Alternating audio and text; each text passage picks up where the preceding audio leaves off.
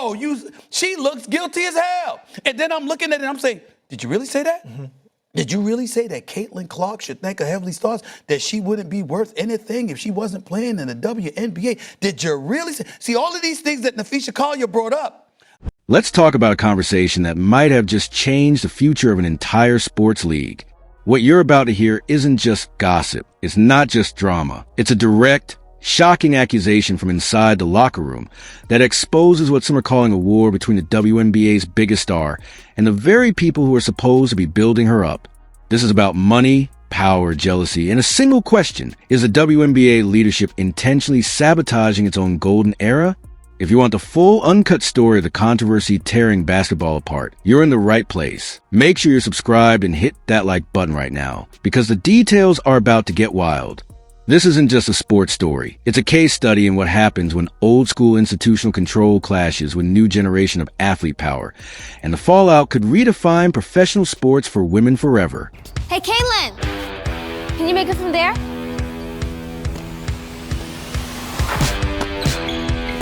Hey, Caitlin, how about from here? Come on, guys. Yeah, she can't make it from there. No chance. Caitlin, conmigo, what? You got it. I'm not even gonna ask. Hey, Caitlin from here might be impressive. Am I right? Whatever, Che. So right here.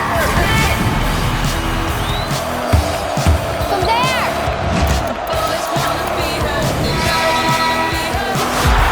It started with a press conference that was supposed to be about basketball. Minnesota Lynx star and Players Association Vice President Nafisha Collier was doing her end-of-season interview, but what she revealed had nothing to do with plays or strategy. She took aim directly at the top, at WNBA Commissioner Kathy Engelbert. Collier called the commissioner's leadership negligent, and then she dropped the bomb. She recounted a private meeting from this past February. In it, she said she asked Engelbert a critical question: how would the league address the huge gap between the massive revenue new stars like Caitlin Clark are generating and the relatively tiny salaries they're paid? According to Collier, the commissioner's response was blunt and explosive. She allegedly stated that Caitlin Clark should be grateful, that she makes $16 million off the court because, and this is the key quote, without the platform that the WNBA gives her, she wouldn't make anything. Let me clarify first, because it's proxy season, right? No CEO do you just put the base pay in there. You put their bonus, you put their stock options, you put everything. Caitlin has the ability to make up to $500,000 just in WNBA wages this year. So, of course, they're just looking at a base which is collectively bargained. And actually, it's low because she's the #1 pick. She'll make a little more than that. But she also has millions and millions of dollars of endorsements. She's actually, because she declared to become pro, her endorsements are higher in dollar value.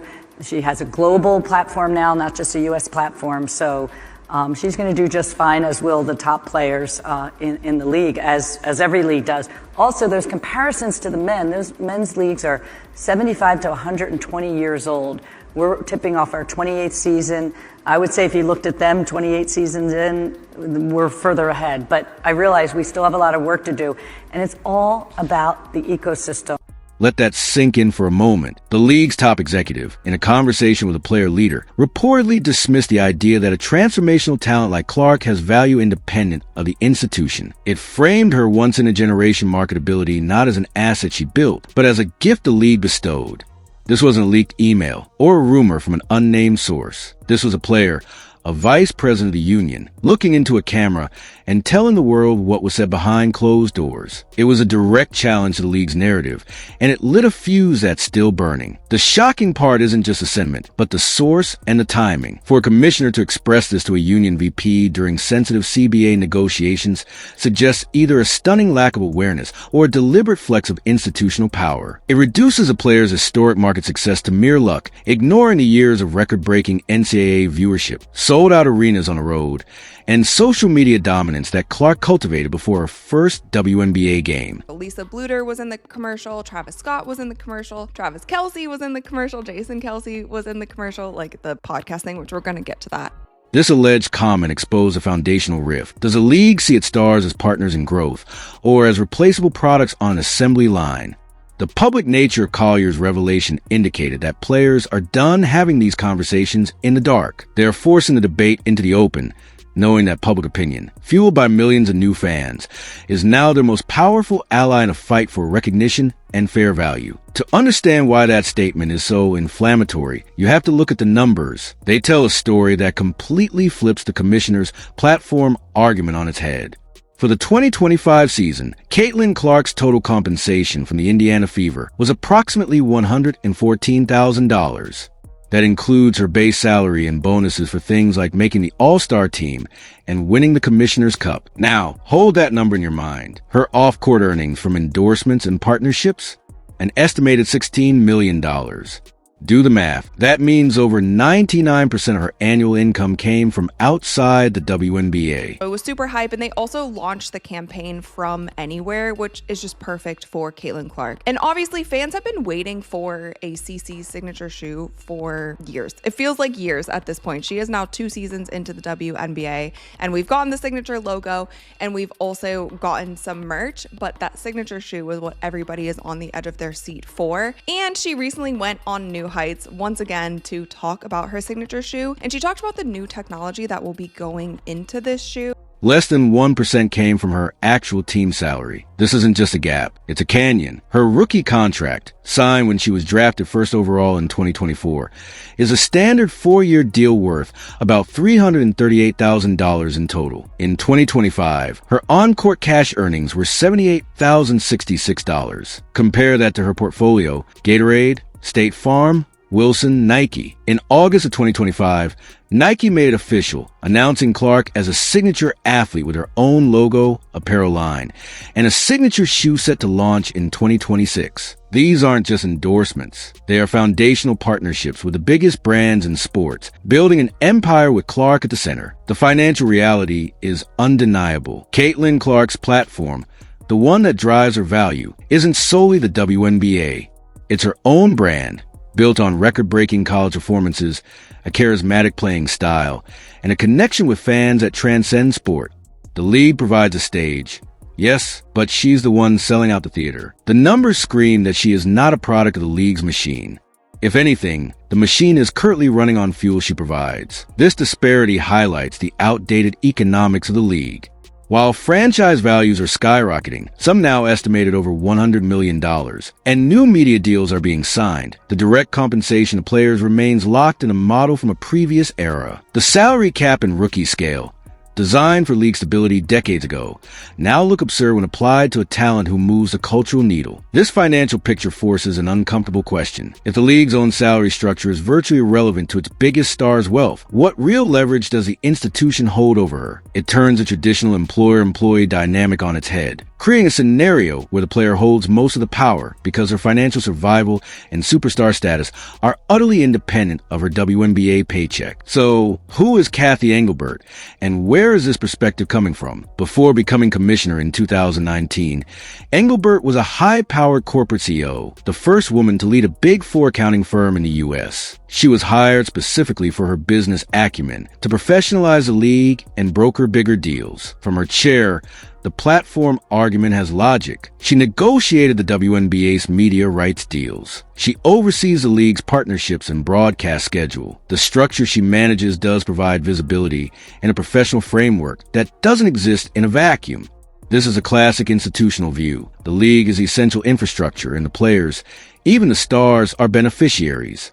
But this is where a massive cultural collision occurs. This top-down, corporate mindset is crashing headfirst into a new athlete-driven reality. Today's stars, especially one like Clark, build their followings from the ground up through social media, collegiate fame, and personal brand moves long before they sign a professional contract. They aren't just employees. They are individual media companies. When Engelbert allegedly told Collier that players should be on their knees, thanking their lucky stars for media rights deal that I got them, it revealed a jarring disconnect.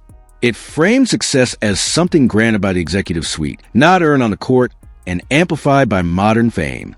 It treated gratitude as an entitlement. This attitude fails to recognize a fundamental shift. In today's world, the players aren't just content for the league's platform. The most powerful ones are the platform itself. The league's failure to publicly champion Clark's crossover success, like when she drew massive crowds to an LPGA golf event, and the WNBA response was noted as absolute silence, only deepens its perception of a baffling, self-defeating jealousy. It looks less like smart business and more like a bruised ego. There's a profound generational and philosophical clash here. Engelbert's corporate world runs on hierarchy, proprietary systems, and centralized control. The modern digital economy, where Clark thrives, runs on personal brand autonomy, direct fan access, and decentralized influence. The commissioner's alleged remarks betray a frustration that the league's infrastructure isn't getting the primary credit for the boom. What this viewpoint misses is that in the attention economy, infrastructure is cheap, authentic. Generational star power is the priceless, rare commodity. You can build $1 million studio, but if you don't have a compelling star put in front of the camera, it's worthless. The league seems to be prioritizing credit for building the studio over nurturing the star that makes people tune in, a strategy that history shows is a fatal error. While the league office seemed to be downplaying her impact, corporate America was doing the exact opposite. They weren't just signing Clark, they were investing in her as a once-in-a-generation cultural figure. The Nike deal is the crown jewel. A signature shoe for a WNBA rookie? That's unprecedented. It places her in the same echelon as the most iconic athletes on the planet. But it goes beyond Nike. Think about the commercials. She's not just in them, she's the centerpiece. High-production ads that frame her not as a basketball player, but as a phenomenon.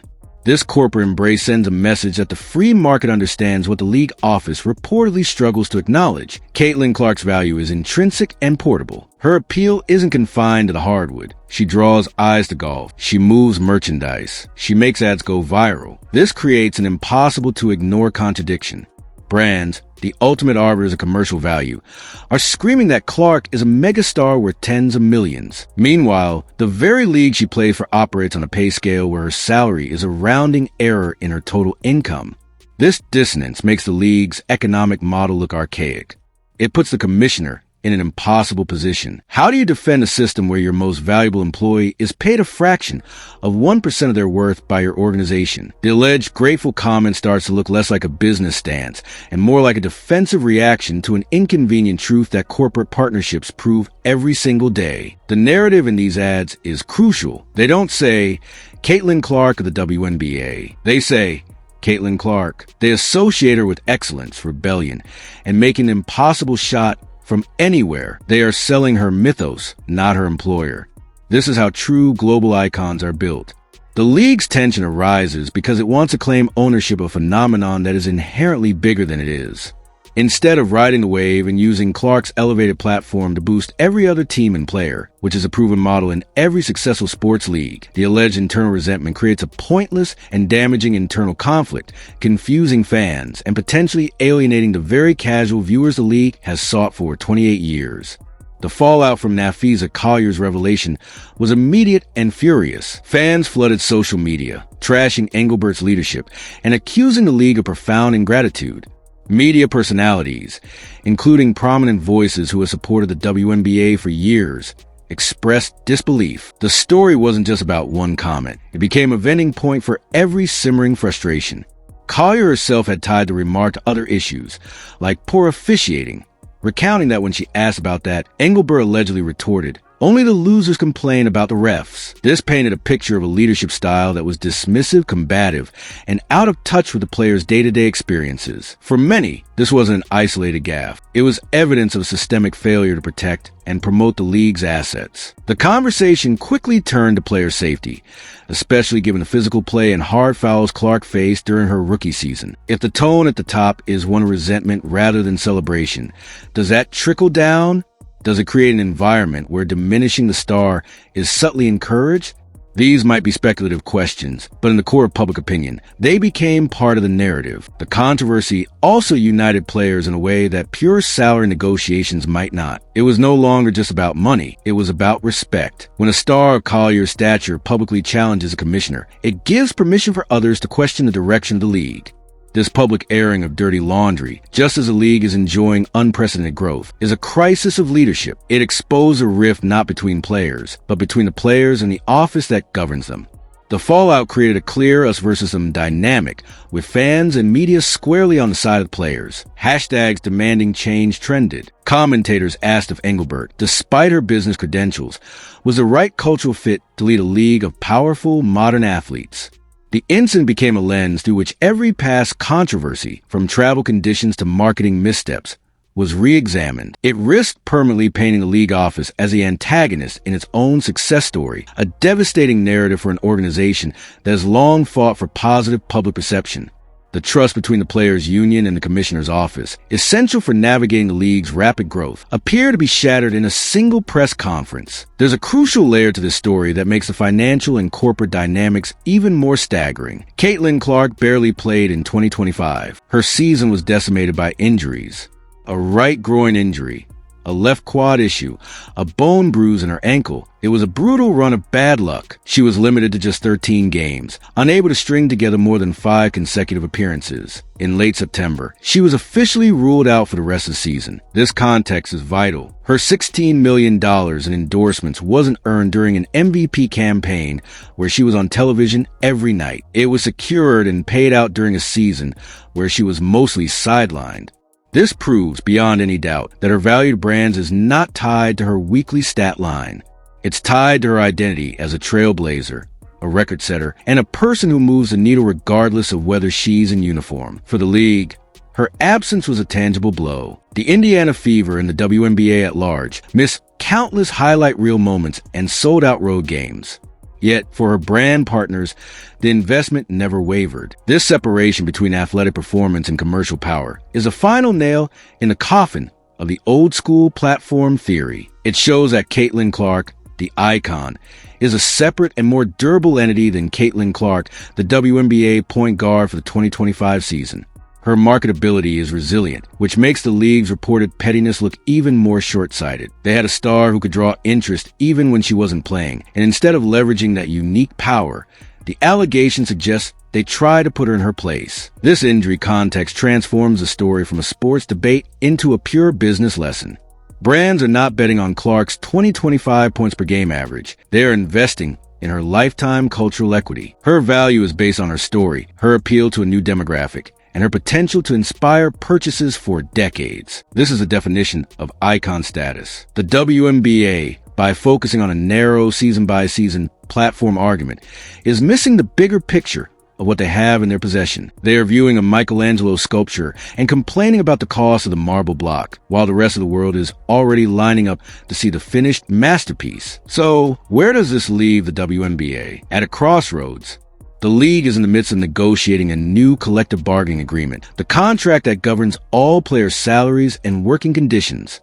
Everyone agrees that player pay needs to rise multiple times to catch up with soaring revenue and franchise valuations.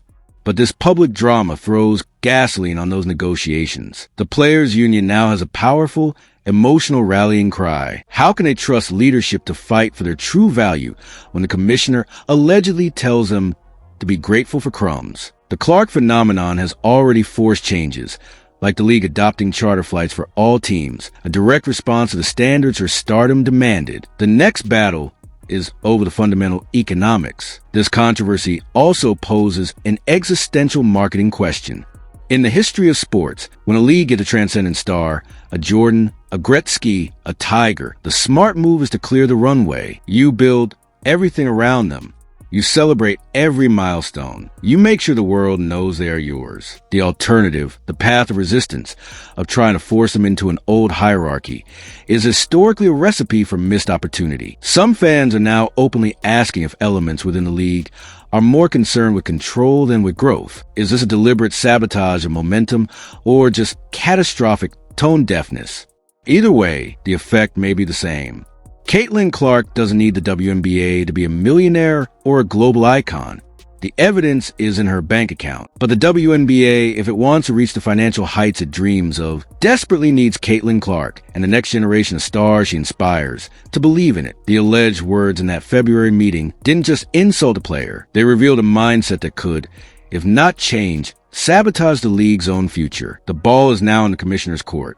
Will the leadership adapt to a new era of athlete power, or will it cling to an outdated model and risk alienating the very force that's pushing forward? The coming months will reveal whether this becomes a footnote of early growing pains, or the moment the league failed its biggest test. Let us know what you think in the comments below. Is this a temporary controversy, or a sign of a deeper problem? Don't forget to subscribe for more deep dives into the stories changing the game.